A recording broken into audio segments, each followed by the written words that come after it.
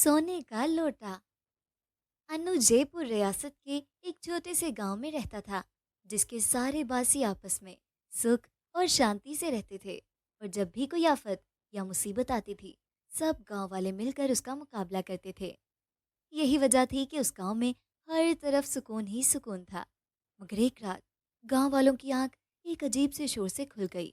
ऐसा लगता था जैसे जंगल के करीब कोई खाली बर्तनों को पीट रहा हो और साथ ही साथ जोर जोर से चिल्ला रहा हो। ये खौफनाक आवाजें सुनकर गांव वालों के पसीने छूट गए और सब अपने अपने बिस्तरों में दुबक गए, क्योंकि सब लोग जानते थे कि जंगल के करीब कई पहाड़ियां थीं जहां जिन्हों और चुड़ैलों का कब्जा था। अनु अपने बिस्तर में मजे से सो रहा था कि अचानक उसकी आंख एक जोरदार चीख से खुल गई। अनु ने आंखें खोलकर देखा तो उसके चचा बुद्धू हाथ में पानी का लोटा लिए इधर से उधर उछल रहे थे। अरे मैंने कहा भी था कि घर में ही कोई बाथरूम बना लो, लेकिन सबने गांव वालों का साथ दिया। अरे गांव वाले तो बिल्कुल पागल हैं जो फारिग होने के लिए जंगल में जाते हैं।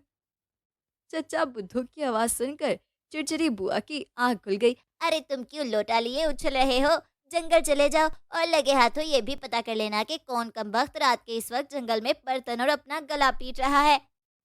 चिड़चिड़ी बुआ और चचा बुद्धू की आपस में नहीं बनती थी, वो अक्सर लड़ पड़ते थे। अब भी चचा बुद्धू कहने लगे, हाँ हाँ, तुम तो चाहती हो कि मुझे जिन चुड़ैल खा जाए और तुम्हारी जान छूट जाए।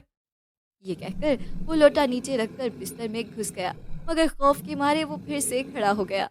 ये देखकर अन्नू के माता पिता ने चचा बुद्धू को बड़ा समझाया, मगर वो जंगल में अकेला जाने पर राजी नहीं हुआ। मजबूरन अन्नू अपने बिस्तर से निकला और कहने लगा, मैं आपके साथ चलता हूँ, इसी बहाने मैं ये भी देख लूंगा कि जंगल में ये कैसी आवाजें आ रही थी। अन्नू को खड़ा होते देखकर उसकी छोटी बहन पारो भी अपने बिस्तर से निकल आई और कहने लगी, मैं बहुत बहादुर हूँ, मैं भी आप दोनों के साथ चलती हूँ। हो सकता है आप दोनों को मेरी जरूरत पड़े। ये सुनकर अन्नू जोर जोर से हंसने लगा और अपनी बहन को चिढ़ाते हुए कहने लगा, पारो मुझे मारो, मुझे मारो। अन्नू अक्सर अपनी बहन को चिढ़ाने के लिए ऐसा कहता था। अरे वो देखो तुम्हारे पैर के पास चूहा। अन्नू की बात सुनकर पारो ने जोरदार चीख मारी और बिस्तर में छुप गई, जबकि अन्नू एक लाइट और चचा बुद्धू अपना लोटा लेकर जंगल की तरफ चल पड़े। सारे गांव वाले मुंह अंधेरे इसी जगह पर अपने लोटे लिए फारिग होने के लिए पहुंच जाते थे, लेकिन रात के वक्त यहाँ कोई भी आने की हिम्मत नहीं कर पाता था। अन्नू और चचा बुद्धू जंगल के करीब पहुंचे तो वो खौफनाक आवाजें रुक गईं। मगर जैसे ही चचा बुद्धू अपना लोटा जमीन पर रखकर नीचे बैठने लगे, जंगल उसी खौफनाक आवाज से गूंज उठा। ये आवाज सुनकर अन्नू बोला, अरे ये आवाज तो उसी काली पहाड़ी के अंदर से आ रही है। चचा बुद्धू, तुम यहाँ बैठकर अपना काम करो और मैं अंदर जाकर पता करता हूँ कि आखिर ये क्या माजरा है। ये कहकर अन्नू तो पहाड़ी के अंदर चला गया, मगर चचा बुद्धू डर के मारे कांपने लगा। अन्नू एक बहादुर लड़का था, वो बेखौफ होकर अंदर चला गया और टॉर्च की रोशनी में देखने लगा कि आवाज कहाँ से आ रही थी। अचानक पहाड़ी उसी खौफनाक आवाज से गूंज उठी और अन्नू ने देख लिया कि आवाज कहाँ से आ रही थी। जैसे ही अन्नू करीब गया, एक आदमी जोर जोर से चिल्लाने लगा, अन्नू तुम आ गए, मुझे पता था कि तुम जरूर मुझे बचाने के लिए आओगे, मुझे तुम पर फख्र है। यह आवाज जानी पहचानी थी। अन्नू फौरन पहचान गया, यह आवाज तो गांव के चौकीदार मामू लटन की थी, जो कि रात के वक्त यहाँ चौकीदारी करता था। मामू लटन को रात के इस वक्त यहाँ देखकर अन्नू हक्का बक्का रह गया और वो उससे पूछने लगा, मामू लटन, तुम यहाँ क्या कर रहे हो?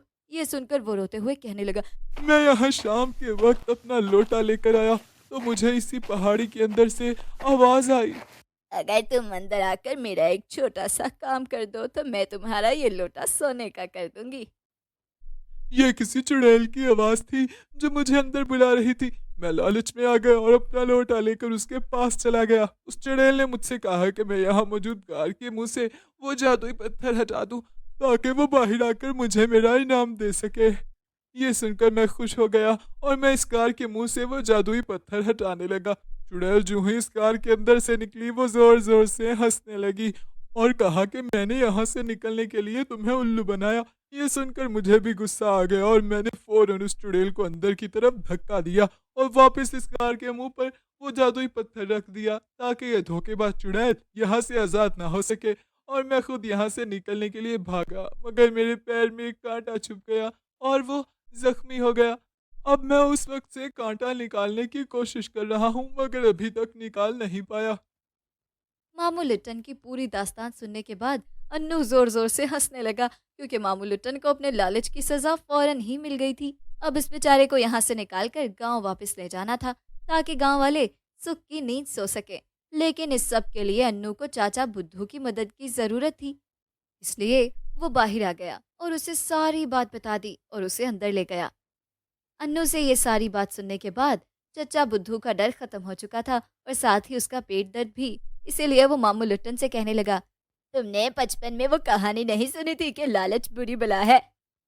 ये सुनकर मामू लिट्टन चुप हो गया, क्योंकि उसे अपनी गलती का एहसास हो चुका था। अन्नू ने चचा बुद्धू के साथ मिलकर मामू लिट्टन के पैर से कांटा निकाला और उसे अपने साथ ले आया। और यह ना सिर्फ अन्नू की बहादुरी की वजह से मामू लिट्टन की जान बची, बल्कि गांव वालों की नींद खराब होने से भी बच गई।